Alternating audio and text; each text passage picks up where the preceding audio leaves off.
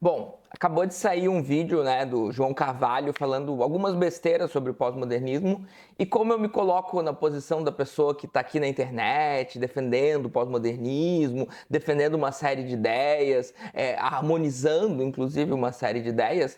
Eu preciso fazer um vídeo resposta. Então eu vou começar agradecendo o grupo lá de WhatsApp. Para quem contribui ou se torna membro do canal, existe um grupo de WhatsApp que não está mais não movimentado, tá? Que não está mais não movimentado, está bastante movimentado agora. Então quem estiver contribuindo pode me mandar um e-mail e você vai participar do grupo. E lá no grupo mandaram esse corte do João e agora eu tenho o privilégio de dar a devida resposta aos principais tópicos que o João aborda nesse vídeo. Ele começa quase acertando, falando que o pós-modernismo é um grande guarda-chuva teórico, quase ninguém vai se definir como pós-moderno, e daí ele cita alguns nomes como Guattari, Derrida e Bauman. Ele começa quase acertando porque realmente o termo pós-modernismo é um guarda-chuva teórico, é um termo muito amplo, de muito difícil definição, assim como vários outros termos, né? Eu estava vendo História FM sobre historicismo, por exemplo, também é um termo que vai encontrar muitas dificuldades de definição, assim como positivismo e mais uma série de outras coisas. Existem inúmeros termos que possuem dificuldade de definição. O próprio conceito de marxismo é uma coisa que vai existir várias linhas e vertentes e você pode colocar pensamentos muito diferentes de pessoas muito diferentes, com ideias muito diferentes sobre o que seja marxismo, e você coloca o mesmo rótulo em cima deles. Então, se é verdade que é um conceito de difícil definição, isso não necessariamente é privilégio do pós-modernismo. E justamente por isso, muitas poucas pessoas vão querer se definir como pós-moderno, especialmente porque muita gente usa como palavrão, né? Muita gente, e eu tô aqui sempre tentando combater quem usa o termo pós-modernismo como palavrão, e realmente, assim, até agora não vi nenhum argumento bom para isso. O único deslize nesse primeiro momento do João foi citar o Bauman, como se o Bauman fosse um pós-moderno. Na verdade, o Bauman é alguém que vai escrever sobre pós-modernismo, daí ele vai trocar o termo, ele vai começar a usar modernidade líquida, né? Dizer que a modernidade, na verdade, não foi superada, não vivemos uma pós-modernidade. Eu concordo com ele, a gente vive uma modernidade que a gente pode chamar de líquida. Eu me considero pós-moderno na medida em que eu quero superar a modernidade. Eu vejo claramente a modernidade como algo a ser superado. E como o Bauman não faz uma análise demonizando o pós-modernismo, né? Como faz o David Harvey, como faz o Terry Eagleton, que tem duas obras, os dois têm obras bastante ruins, inclusive, sobre o assunto, embora os autores não sejam necessariamente ruins, tá? Não tem um grande estudo, então também não quero aqui cancelar o autor só porque tem uma obra ruim sobre um tema, mas a verdade é que o Bauman, quando vai estudar então essa modernidade líquida, ele também não faz isso de maneira demonizando, até porque ele é um sociólogo, ele precisa fazer uma análise que vise ser imparcial, sabendo que não tem como ser completamente imparcial, então só por ele não estar demonizando, eu acho que muita gente acha que ele é pós-moderno. Daí vem uma crítica bastante problemática, que o João vai dizer que é uma masturbação intelectual do caralho, não é uma filosofia da praxis, não visa mudança, é uma luta acadêmica gigantesca para ver quem forja o melhor conceito sobre alguma coisa. Você que está chegando agora no canal, eu sou o professor Daniel Cidade, bacharel e licenciado em filosofia, mestre e doutor em filosofia política e ética. Eu queria convidar você a se inscrever no canal, deixar aquele like maroto e ativar o sininho. Quem se tornar membro do canal ou contribuir no Apoia-se, pode me mandar um e-mail porque a gente tem um grupo de apoiadores do canal no WhatsApp. Aproveito para agradecer quem já está contribuindo e convidar vocês a me seguirem no Instagram e no TikTok. É problemático primeiro porque não tem nenhum respaldo material a crítica dele, né? É só achismo, é só ele querendo xingar muito na internet. Até existe certa masturbação intelectual em autores pós-modernos, né? Masturbação intelectual no sentido assim, vão escrever coisas muito difíceis, inacessíveis, às vezes você quer entender a definição de um conceito, você vai ter dificuldade, você tem que recorrer a comentadores, estudiosos do assunto. O grande problema aqui é atribuir isso como se fosse uma exclusividade, como se fosse algo que os pós-modernos inventam. Quando alguém fala isso, e o Pedro do Ateu Informa também fala isso, né? Ai, porque escrevem difícil e coisa e tal. Eu vou provocar aqui. Essas pessoas, quando falam isso, né, atribuem isso aos pós-modernos, eu me pergunto se essas pessoas realmente leram o Hegel, né, Fenomenologia do Espírito, que seja, ou leram o próprio Marx, né, o Capital, o livro 1, o livro 2 do Capital, enfim, se leram Kant, se leram autores modernos, porque não é como se, de repente, a gente tem os modernos escrevendo super simples, super claro, sem masturbação intelectual nenhuma, bem tranquilo, né? A pessoa com um pouquinho de conhecimento já consegue acessar o conteúdo, já consegue acessar os conceitos, e de repente vem os pós-modernos e inventaram complexidade, inventaram masturbação intelectual. Não, masturbação intelectual é um fenômeno da modernidade, criado na modernidade, onde autores que a gente pode chamar de pós-modernos, mas que vieram necessariamente de uma educação moderna. Então, um pós-moderno é alguém que teve uma educação moderna e rompeu com ela. Então, autores que tiveram uma educação moderna reproduzem essa masturbação intelectual do caralho. Você tá entendendo? Sou uma pessoa que tenta ser muito claro, justamente como ferramenta de resistência a esse tipo de coisa, que não é que eu considero, é porque você pode textualmente analisar. Você pode ir lá em Hegel, você pode ir lá em Kant, você pode ir lá em Marx, você pode ir lá nos idealistas alemães e você vai ver isso que o João Carvalho está criticando. E daí fica aquela, será que ele só tem um conhecimento pelos os comentadores que estão fazendo a coisa mais simples, né, tornando a discussão mais simples, mais acessível? Ou será que ele está sendo um pouco desonesto quando ele fala que, né, o pós-modernismo é uma masturbação intelectual como se fosse um fenômeno pós-moderno? Porque é bem problemático isso. A gente também encontra muita masturbação intelectual em autores marxistas, porque isso é proveniente da educação burguesa que a gente tem. É basicamente isso. Daí depois o João Carvalho vai reproduzir mais um clichê, né, que é criticar o suposto relativismo cultural e que não tem nenhuma ideia de verdade, tudo é líquido, tudo desmancha no ar, e não tem nenhuma discussão séria sobre isso, né? Então, de fato, pós-modernos vão entender que existe certo relativismo. Eu gosto do termo perspectivismo, tá? Eu não gosto do termo relativismo porque ele gera uma série de problemas, mas existe um debate a ser feito sobre relativismo que o Feuerbach vai fazer, que o Richard Roth vai fazer, ou, né, pessoas que estão usando ferramentas perspectivistas ou até relativistas, porque, na verdade, é que as coisas são realmente muito mais relativas do que elas parecem. Então, pensa que, né, o oposto do relativismo é o dogmatismo, né? Então a gente está preferindo realmente o relativismo ao dogmatismo, inclusive em relação à verdade, né? Não queremos dogmas fortes a serem impostos, bastante típicos da nossa sociedade ocidental, né? Desde Platão, Aristóteles, mas que a modernidade vai consolidar muito esse ideal. Somos dogmáticos, né? A modernidade é muito dogmática, muito violenta, né? Então colonialismo, capitalismo, né? Muita violência mesmo, inclusive violência epistêmica. Então é sim interessante, né, entender certa relatividade cultural, porque a gente chega nela através da análise dos fatos, né? Você vai analisar, você cria antropologia, né? Você vai analisar outras sociedades e você vai ver que os valores que eles têm são bem relativos e bem diferentes dos nossos. E se você está buscando superar a modernidade, se você está buscando um mundo mais justo, um mundo mais livre, um mundo menos violento, a gente precisa entender que os outros povos são diferentes e não se dar ao luxo de sair por aí matando, genocidando e menosprezando, inferiorizando outros povos. Então, sim, existe um relativismo cultural que precisa ser debatido e eu estou bem disposto a debater eles, porque eu não vejo como um problema, né? Um relativismo absoluto, autorrefutatório, etc., não é o que você vai encontrar, tá? Não é o que você vai encontrar. Você vai encontrar debate sério, você vai encontrar uma série de coisas que você vai ver, olha, realmente as coisas são bem mais relativas do que parecem. Esse relativismo pode ser relevante ou não, né? Então, até o tempo, o espaço e o tempo são relativos, você tá entendendo? O espaço e o tempo são relativos, mas muitas vezes a relatividade do tempo não afeta a gente, né? O tempo passa diferente se você estiver um pouco mais alto nas montanhas, mas é uma diferença desprezível.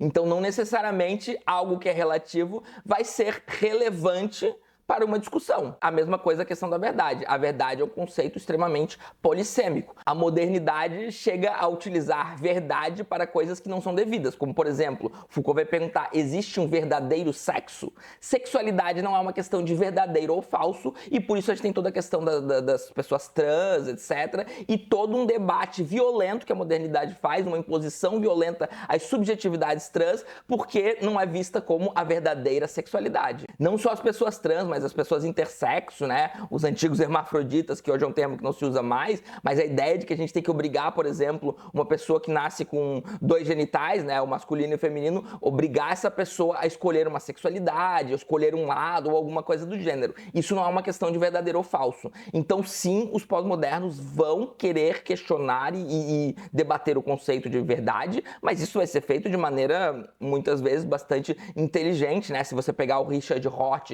que é um pós-moderno declarado, um dos poucos pós-modernos declarado, ele tem uma concepção pragmatista ou neopragmatista, se você preferir, de verdade, que ele vai tirar de William James, que ele vai tirar do Peirce, que ele vai tirar do Dewey. Então, o Richard Hort, ele tem um livro, né, Filosofia e o Espelho da Natureza, onde ele vai superar a teoria da verdade como correspondência, que é a principal teoria da verdade da modernidade. Então, a teoria da verdade, a principal teoria da verdade da modernidade, ela é uma teoria defasada que precisa ser superada, e ela é superada por um pós-moderno ou por vários, cada um supera da sua maneira, e isso é, na verdade, aprofundar o debate, né? Não é, não acredito em verdade e blá blá blá, e daí a pessoa continua no nível raso, tá? Por isso que eu tô me colocando aqui, como alguém que tá disposto a debater o tema. Tá? Então tô chamando quem quiser pro debate, né? Quem tá aí propagando pós-modernismo e blá blá blá, eu estou sim me colocando como alguém que tem cacife para debater o tema e tô desafiando. E estou dizendo que os modernos não têm uma teoria sólida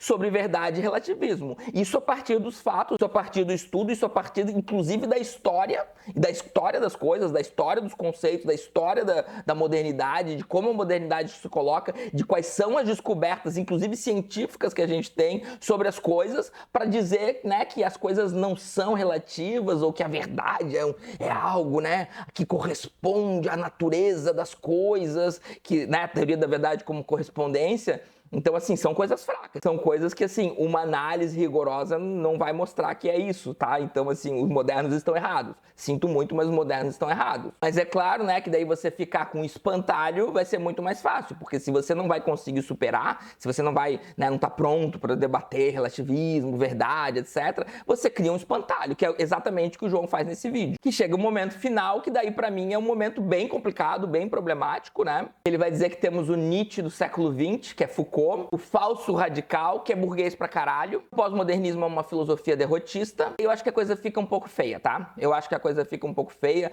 porque o João, anos atrás, falou que Foucault era pedófilo, até fiz vídeo sobre isso, deu um babafafá. Não existe nenhuma prova, então foi fake news do João. O João nunca disse nada, né? Ficou quietinho depois, fez live com o link que é alguém que gosta de Deleuze, que gosta de Foucault, que é um pós-moderno, na verdade, embora também não reivindique o termo. Então, assim, o João ficou quietinho lá quando tava na live com o link, etc. Mas a verdade é que o João fez fake news sobre o Foucault ser pedófilo e agora, né, é o falso radical e o burguês pra caralho. E daí, gente, eu que sou marxista, que me considero marxista e que tive problema com o marxismo por muito tempo, dá um ranço, assim, vou ser sincero, dá um pouquinho de ranço quando o marxista fala assim, fulano não é bom porque ele é burguês. Deu a carteirada do burguês, né? Como se Engels não fosse burguês, como se o marxismo não fosse possível só porque Engels ajudou o próprio Marx, vai dizer textualmente isso, né? Eu só consigo escrever o Capital por causa do Engels, inclusive o Engels editou o volume 2 e o volume 3 do Capital. Então, assim, dizer que alguém é burguês, o próprio Foucault, ele não era burguês, ele era filho de médico, Foucault era um professor, a verdade é essa, Foucault era um professor na França, um professor com dinheiro, verdade, tá? Mas, assim, o mesmo marxista que tá te ensinando que a pessoa que tem um pouquinho a mais de dinheiro não é burguesia, tá chamando o Foucault de burguês, sabe? Assim, mesmo que ele fosse burguês, né? O que você tá fazendo? Você tá pegando toda a obra, o Foucault tem uma obra extensa, extremamente relevante, sobre temas extremamente relevantes. Então, o João falou que não é uma filosofia da praxis, né? Mas o que é importante em Foucault? Poxa, história da loucura. Você tá entendendo? Você tá entendendo que o movimento antimanicomial, pessoas são internadas na violência, pessoas pobres de maneira geral, tá? São internadas na violência, a classe trabalhadora é internada na violência, nos manicômios, que são às vezes campos de concentração. O cara tá revisitando a loucura, tá trazendo toda uma compreensão que hoje é incontornável você estudar psiquiatria, loucura, hospitais e não passar pela história da loucura de Foucault, e não passar por o poder psiquiátrico de Foucault, e não passar por os anormais de Foucault, e daí pra vir um marxista e falar, é burguês, e daí não vai precisar mais ter debate, né? E daí Foucault também tem Vigiar e Punir, por exemplo, ou a Sociedade Punitiva, né, que são cursos do Collège de France que complementam a obra. Ele tem todo um trabalho sobre a questão das prisões, ele fundou um grupo que inclusive Deleuze fazia parte, etc. O GIP, né, o Grupo de Informações sobre as Prisões, onde eles fizeram entrevistas com prisioneiros, onde eles publicizaram as condições da prisão, e mais uma série de coisas que levou a todo um debate. E hoje ninguém estuda a questão das prisões, ninguém estuda o poder disciplinar sem passar por Vigiar e Punir e outros escritos de Foucault. E mais uma vez, falar de prisão é falar de classe trabalhadora, falar de uma classe trabalhadora hiperencarcerada, de um poder burguês violento que está encarcerando. Inclusive, Foucault está falando da burguesia em Vigiar e Punir, e vai mostrar textualmente como cria-se um poder disciplinar para criar corpos dóceis e úteis que servem ao sistema capitalista, e também para criar delinquentes que vão gerar todo, ele não usa o termo, mas quase como se fosse um exército carcerário de reserva, que permite então toda a violência de uma polícia que representa os interesses de uma burguesia. E Foucault também vai para a sexualidade, vai gerar todo um debate que eventualmente gera a teoria queer também, que é vista como pós-moderna, que é uma defesa dos direitos das pessoas trans, das pessoas não binárias, das pessoas intersexo, de todo mundo que não se adequa às regras de gênero, né? Todo mundo que não se adequa à violência de gênero, que é uma violência sobre a classe trabalhadora. Então, né, a própria prostituição é uma forma de trabalho também, que é explorada pela burguesia. Então, assim, Foucault é extremamente relevante no debate público. Vinha alguém como João Carvalho dizer que, né, é um burguês safado. Melhorou já, porque, né, burguês safado é melhor do que pedófilo, né, que é fake news, né, e burguês também é fake news, na verdade, porque ele não é burguês, mas enfim. E pra vir João Carvalho também falar que o pós-modernismo é derrotista, né, sendo que a gente tem teoria queer, a gente tem decolonialismo, que é visto como pós-moderno, tá? E realmente é pós-moderno. A gente tem muita coisa relevante para o debate público, inclusive para a superação do capitalismo, para o João Carvalho vir aqui e fazer esse tipo de espantalho que eu acho bem problemático, tá? Eu diria, inclusive, que o pós-modernismo é o que não é derrotista, tá? Derrotista é seguir, né, todo um ideal ortodoxo bem problemático de marxismo, que não é um marxismo fiel a Marx e Engels, tá? É um marxismo fiel a preconceitos burgueses, na verdade, preconceitos burgueses que, né, então, os marxistas muitas vezes, o próprio Foucault sofreu isso no Partido Comunista Francês, né, viam a homossexualidade como um vício burguês. Isso sim é burguês, você tá entendendo? Isso sim é burguês. Então, você pegar todo um trabalho de teoria queer, um trabalho de decolonialismo, um trabalho de pós-estruturalismo, todo um trabalho sobre luta antimanicomial, luta sobre as prisões, sobre a sexualidade, sobre uma série de temas, inclusive racismo científico e mais uma série de coisas, e vim aqui botar tudo numa caixinha e falar assim, é coisa de burguês, é derrotista e pronto. Então eu tô aqui pra dar o contraponto, né? Eu tô aqui pra dar o contraponto. Pra quem não sabe,